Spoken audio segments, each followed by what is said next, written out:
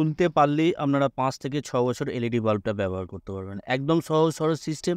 LED বাল্বগুলো অনায়াসে আপনারা খুলতে পারবেন। কীভাবে এবার খুলবেন, কীভাবে এবার এই এলইডি বাল্বটাকে 5 থেকে 6 বছর ব্যবহার করবেন আমি দেখিয়ে দিচ্ছি। এলইডি বাল্বটা জাস্ট খুলবেন, খুললেই আপনারা খুলতে যদি পারেন তাহলেই আপনারা 5 থেকে 6 বছর অনায়াসে এলইডি বাল্বটাকে বাসাবাড়িতে ব্যবহার করতে পারবেন। এইখানে ডিফিউজারটা খুলে নিচ্ছে, একদম সহজ সরল সিস্টেম। খোলা মানেই খোলা, খোলার পরে আপনারা যে কাজটা করবেন আমি আপনাদেরকে দেখিয়ে দেবো। তার মানে এক কথাই হচ্ছে এলইডি বাল্বটাকে যদি আপনারা খুলতে পারেন তাহলেই আপনারা 5 থেকে 6 বছর এলইডি বাল্বটাকে অনায়াসে ব্যবহার করতে পারবেন। এইখানে যে দুটো স্ক্রুপ আছে এই স্ক্রুপ দুটো আমি খুলে নেব।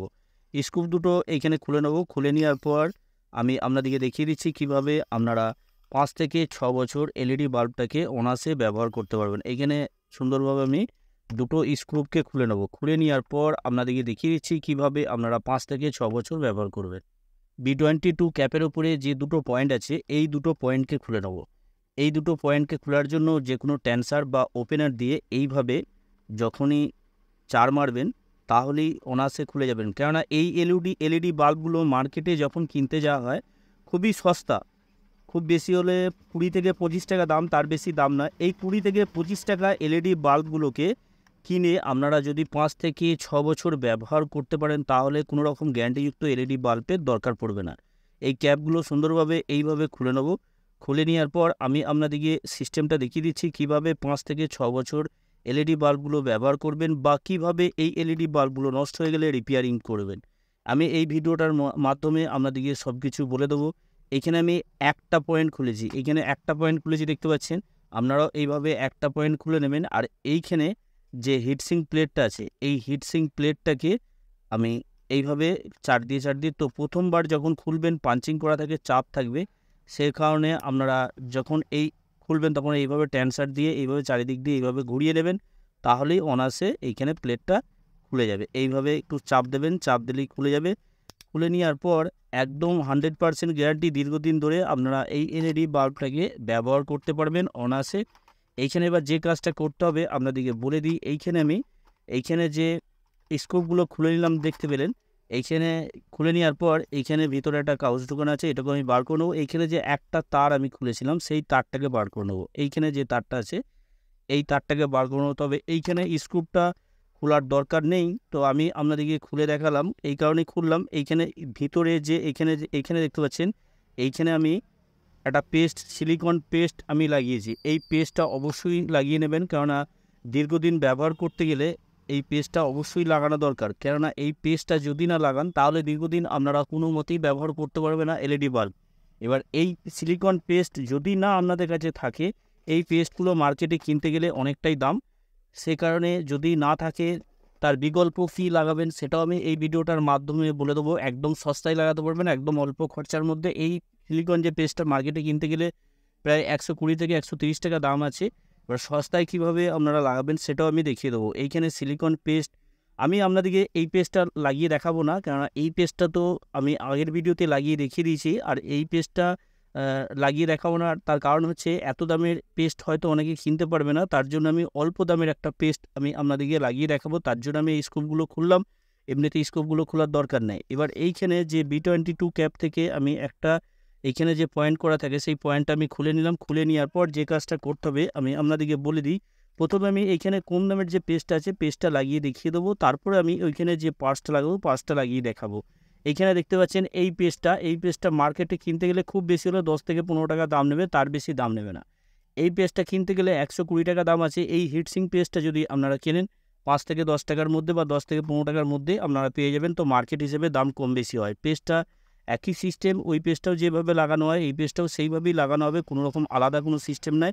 এইভাবে পেস্টটা আমি নিয়ে নিলাম। নিয়ে নেওয়ার পর এইখানে সুন্দরভাবে আমি সব জায়গায় লাগিয়ে নেবো। লাগিয়ে নিলে কী হবে, তাহলে কোনো রকমভাবে এইখানে যে ডিওবিটা আছে সেই ডিওবিটা সহজে নষ্ট হবে না, দীর্ঘদিন আপনারা অনায়াসে ব্যবহার করতে পারবেন। এবার এইখানে লাগিয়ে নেওয়ার পর এইখানে যে স্ক্রুপ লাগানো ছিল দুটো পয়েন্টে, স্ক্রুপগুলো অবশ্যই লাগাতে হবে। আর এইখানে পয়েন্টের সাথে মিল করে দিলে অনায়াসে স্ক্রুপগুলো লেগে যাবে। এখানে দেখে লাগাবেন কোন পয়েন্টের সাথে আছে, কেননা এখানে না হলে আবার আপনাদেরকে ডিল করতে হবে। তার জন্য আপনারা অবশ্যই দেখে লাগাবেন। এইখানে একটা পয়েন্ট আমি পেয়েছি, একটা পয়েন্ট আমি সুন্দরভাবে এখানে লাগিয়ে নেব। লাগিয়ে নেওয়ার পর আরেকটা যে পয়েন্ট আছে ওই পয়েন্টটাতেও আমি সুন্দরভাবে স্ক্রুটা লাগিয়ে নেবো। তাহলে কি হবে, এখানে লংজিভিটি আরও কিছুদিন বেড়ে যাবে। ওই জন্য অবশ্যই স্ক্রু আপনারা লাগিয়ে নেবেন। এখানে সুন্দরভাবে আমি এঁটে নিলাম একটা স্ক্রু। এখানে এঁটে নেওয়ার পর আরেকটা যে পয়েন্ট আছে এই পয়েন্টটার সাথে আমি ভালো করে এঁটে নেবো।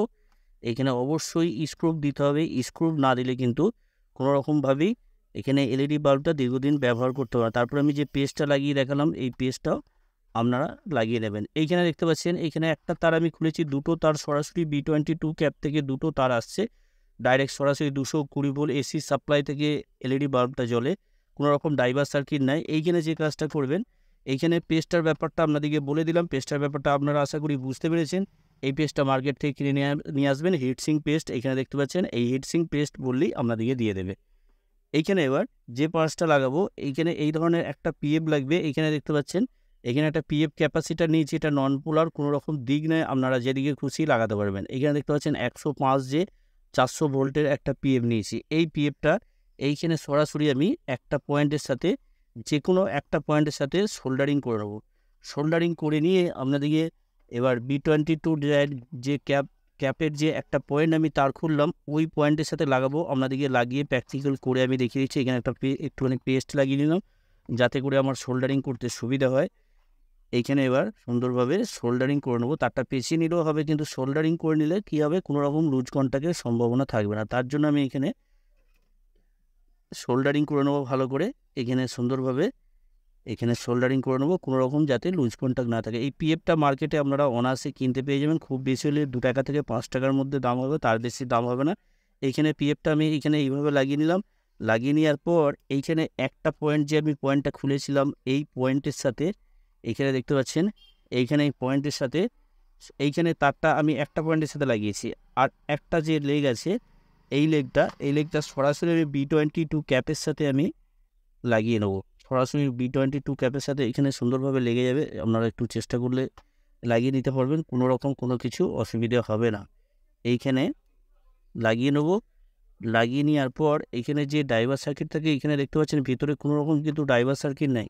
এইখানে পিএফ ক্যাপাসিটারটা আমি এইখানে পয়েন্টের সাথে লাগিয়ে নেব যাতে করে আমার কোনো রকম লুজ কন্ট্যাক্ট না হয় বা কোনো পয়েন্টের সাথে যেন না টাচ হয়। এইখানে সুন্দরভাবে আমি লাগিয়ে নেব। এইখানে যে স্ক্রুপটা আছে এই স্ক্রুপটাকে, এইখানে যে স্ক্রুপটা থাকে এই স্ক্রুপটাকে এইভাবে টিপে দিলে লেগে যাবে।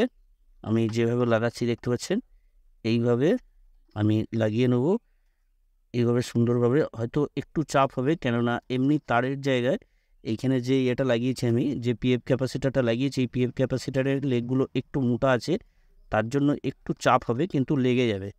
এইভাবে হালকা করে চাপ দেবেন তাহলেই লেগে যাবে, কোনো রকম অসুবিধা হবে না। এইভাবে চাপ দিলেই, হালকা চাপ দেবেন তাহলেই লেগে যাবে। আর কোনো B22 ক্যাপে সোল্ডারিং করা থাকে, সেক্ষেত্রে সোল্ডারিং করে দিলেই সমস্যা ক্লিয়ার হয়ে যাবে। তো এখানে দেখতে পেলেন সুন্দরভাবে লেগে গেল। এখানে দেখতে পাচ্ছেন যে পিএফ ক্যাপাসিটারটা ভেতরে আমি লাগিয়েছি, এখানে কোনো রকম সন্দেহ নেই। এরপর আমি এইখানে হিটসিং প্লেটটাকে ভালো করে এখানে লাগিয়ে নেব। লাগিয়ে নেওয়ার পর আমি এলইডি বাল্বটাকে আপনাদেরকে জ্বালিয়ে দেখাবো কতটা লাইট হচ্ছে বা কতটা জ্বলছে। আপনারা একটা বুঝতে পারবেন। এই লাইটের কোনো রকম পরিবর্তন হবে না, লাইট যতটা লাইট ছিল ততটাই লাইট থাকবে, কোনো রকম সমস্যা হবে না। অথচ এখানে এলইডি বাল্বটা ফুল প্রোটেকশন হয়ে গেল, কোনো রকমভাবেই এলইডি বাল্বটা তাড়াতাড়ি নষ্ট হবে না, দীর্ঘদিন আপনারা ব্যবহার করতে পারবেন অনায়াসে। এখানে আমি ক্যাপটাকে, এখানে যে কভারটা আছে কভারটাকে সুন্দরভাবে লাগিয়ে নেবো। লাগিয়ে নেওয়ার পর এখানে এবার ডাইরেক্ট 220 ভোল্ট এসি সাপ্লাইয়ের সাথে সংযুক্ত করব। সংযুক্ত করে দেখে নেব এখানে কতটা লাইট হচ্ছে বা কতটা কার্যকরী হচ্ছে, আমি এখানে দেখে নেব। দেখে নেওয়ার পর আপনাদেরকে বলে দেবো আরও কিছু টিপস আছে, আমি আপনাদেরকে বলে দিচ্ছি। ডাইরেক্ট 220 ভোল্ট এসি সাপ্লাইয়ের সাথে সংযুক্ত করলাম। এখানে দেখতে পাচ্ছেন এলইডি বাল্বটা জ্বলছে, কোনো রকম সন্দেহ নেই। এবার এই এলইডি বাল্বগুলো যখন খারাপ হবে, আমি বলেছিলাম খারাপ হলেও রিপেয়ারিং করার পদ্ধতিও দেখাবো। এই এলইডি বাল্বগুলো যখন খারাপ হবে, তখন খারাপ হলে বেশিরভাগ এইখানে যে এসএমডি এলইডিগুলো থাকে, এই এসএমডি এলইডিগুলো খারাপ হয়। এই এসএমডি এলইডিগুলো কীভাবে রিপেয়ারিং করবেন বা এই ডিউবি প্লেটটা কীভাবে চেঞ্জ করবেন বা আরও কিছু টিপস আছে, সেই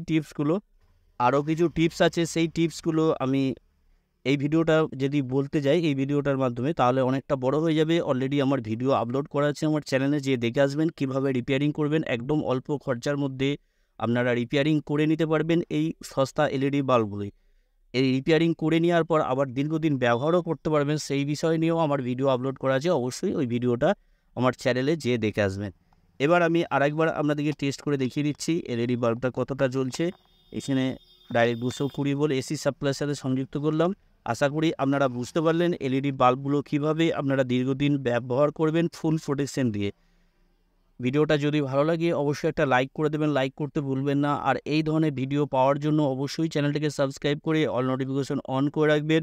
আপনারা সকলেই ভালো থাকবেন, সুস্থ থাকবেন, নিজের খেয়াল রাখবেন। ওকে, থ্যাংক ইউ, ধন্যবাদ।